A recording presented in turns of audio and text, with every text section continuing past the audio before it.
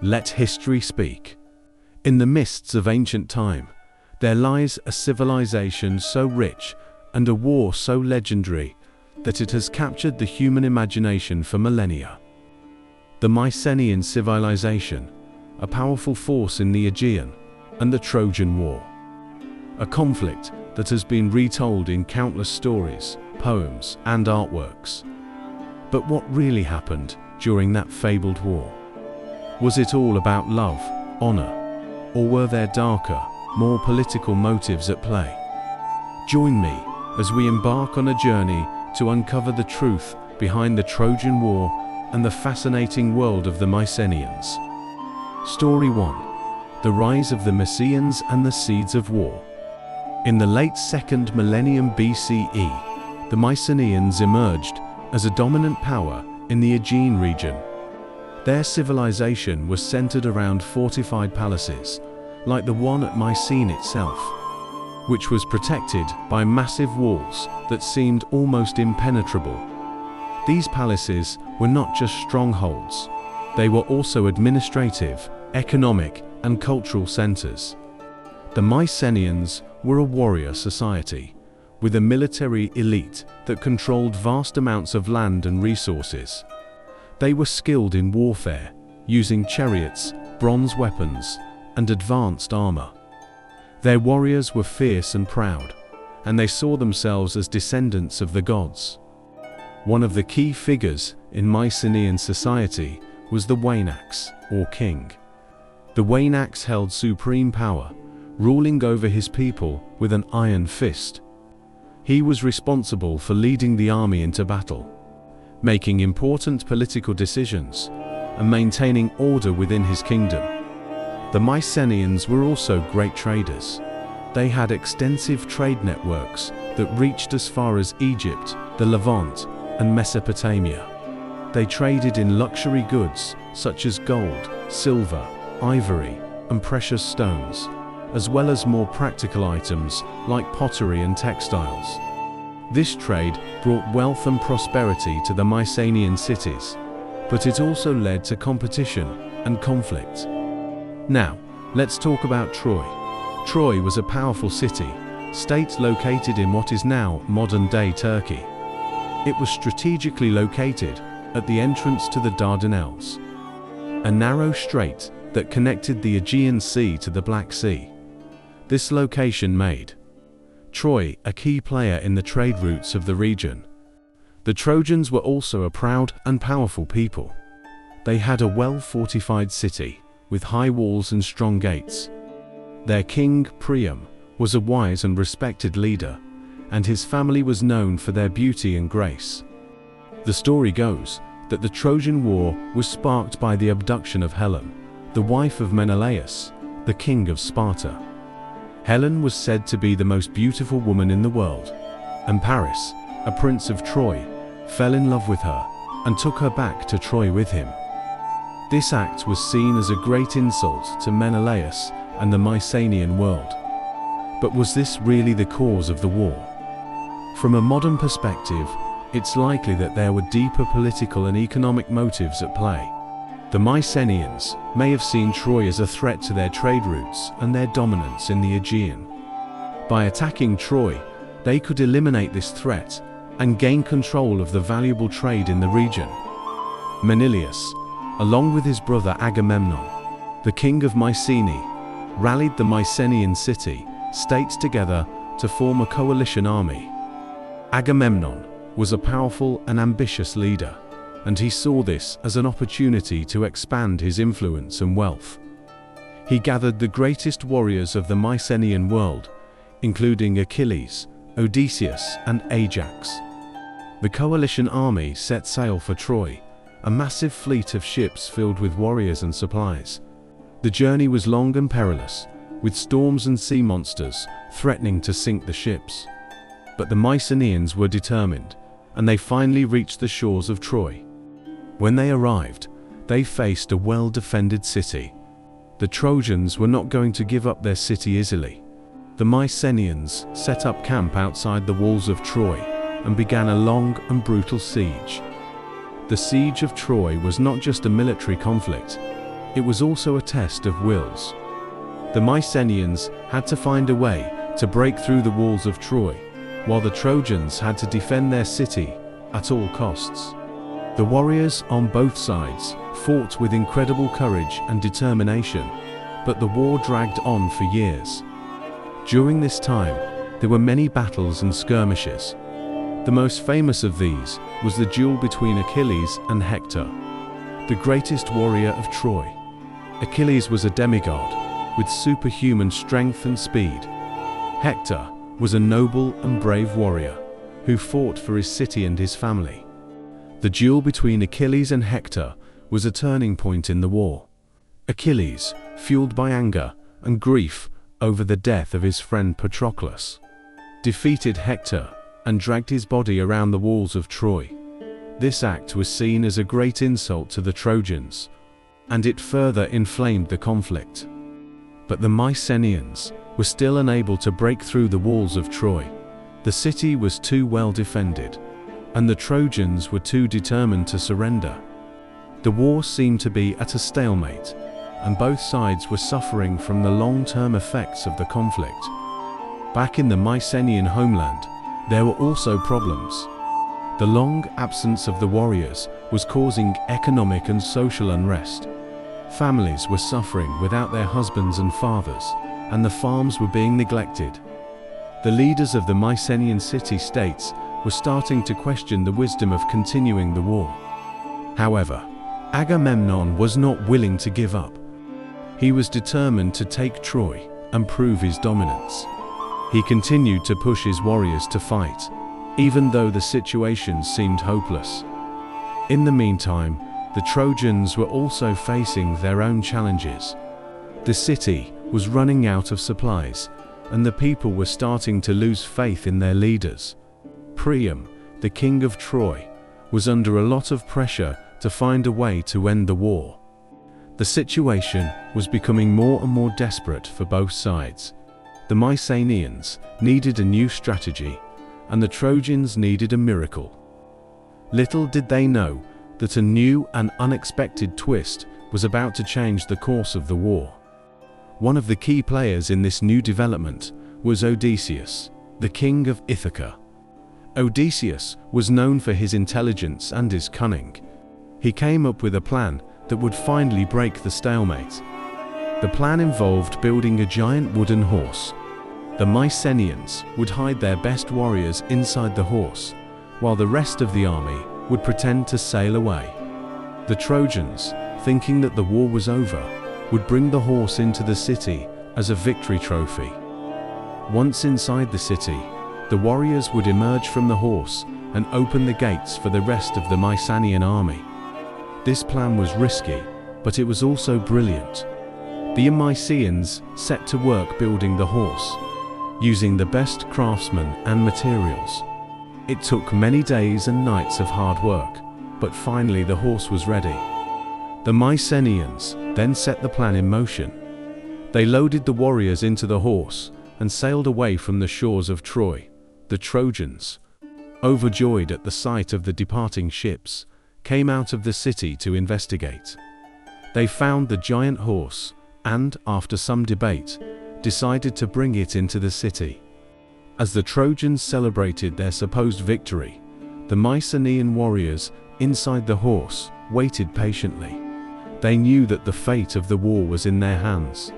Once night fell, they emerged from the horse and began to attack the sleeping city. The Trojans were caught completely off guard. They had no idea that the horse was a trap.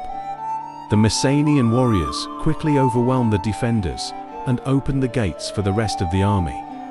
The city of Troy was soon in chaos, as the Mycenaeans rampaged through the streets, killing and looting. The fall of Troy was a great victory for the Mycenaeans. They had finally achieved their goal of taking the city. But the victory came at a great cost. The city was in ruins, and many lives had been lost on both sides. The Mycenaeans looted the city of its treasures, taking everything from gold and silver to precious artworks. They also took many Trojans as slaves, including women and children. The once great city of Troy was no more. But what does this all mean from a modern perspective? The story of the Trojan War can be compared to modern-day business wars. Just like in the business world, the Mycenaeans were competing for resources and dominance. The war was not just about love and honor, it was about power and control. The leaders of the Mycenaean city-states were like modern-day CEOs, making strategic decisions to further their own interests. The warriors were like employees, following the orders of their leaders and fighting for the company's success. The fall of Troy also shows the importance of strategy and innovation. Odysseus' plan to use the wooden horse was a brilliant example of thinking outside the box. In the modern business world, companies that are able to come up with innovative solutions are often the ones that succeed. The long-term effects of the war on the Mycenaean society were also significant. The warriors who returned home were changed men. They had seen the horrors of war and had lost many friends. The economic and social unrest in the homeland continued, and the Mycenaean civilization was starting to show signs of decline. The victory at Troy may have seemed like a great achievement at the time, but it was also the beginning of the end for the Mycenaeans. The seeds of their own destruction had been sown during the long and brutal war. As the Mycenaeans celebrated their victory, they were unaware that a new threat was looming on the horizon. The same factors that had led to the Trojan War, such as competition for resources and political ambition, were about to cause even more problems in the Aegean region. The Mycenaean civilization, once so powerful and prosperous, was about to enter a period of decline and chaos. The fall of Troy was just the first step in a long and painful journey that would ultimately lead to the end of an era. Story 2. The aftermath of the Trojan War and the decline of the Mycenaeans. The fall of Troy was a turning point in the history of the Mycenaean civilization. The once powerful city-states were now faced with a new set of challenges. The long-term effects of the war were starting to take their toll on the society, both economically and socially. The warriors who returned home from Troy were not the same men who had left. They had seen the horrors of war, and many of them were suffering from physical and psychological wounds. The loss of so many lives had also left a deep scar on the families and communities of the Mycenaean city-states. Economically, the Mycenaean civilization was in trouble. The long absence of the warriors had led to a decline in agriculture and trade. The farms were in disrepair, and the trade routes were disrupted. The cities were also facing a shortage of resources, as much of the wealth that had been brought back from Troy had been squandered. The leaders of the Mycenaean city-states were struggling to maintain order. There was a growing sense of unrest among the people, and there were even reports of riots and protests. The social fabric of the society was starting to tear apart, as the gap between the rich and the poor widened. One of the key problems was the distribution of the spoils of war. The leaders of the city-states had promised the warriors great rewards for their service, but many of the warriors felt that they had not received their fair share. This led to a lot of resentment and anger, which further contributed to the social unrest. In addition, the Mycenaean civilization was facing external threats. The neighboring tribes and city-states, seeing the weakness of the Mycenaeans after the war, were starting to become more aggressive. They were raiding the Mycenaean settlements, stealing resources, and causing damage. The Mycenaeans, weakened by the war, were not able to defend themselves effectively. Their military was in disarray, and the warriors were no longer as motivated as they had been before. The once proud and powerful Mycenaean army was now a shadow of its former self. The decline of the Mycenaean civilization was also reflected in its art and culture. The great palaces that had been the centers of Mycenaean life were starting to fall into disrepair. The elaborate artworks and sculptures that had once adorned the palaces were being destroyed or looted. The writing system used by the Mycenaeans, known as Linear B, was also starting to disappear. As the society became more fragmented and less organized, there was less need for written records. The knowledge and skills that had been passed down through generations were being lost.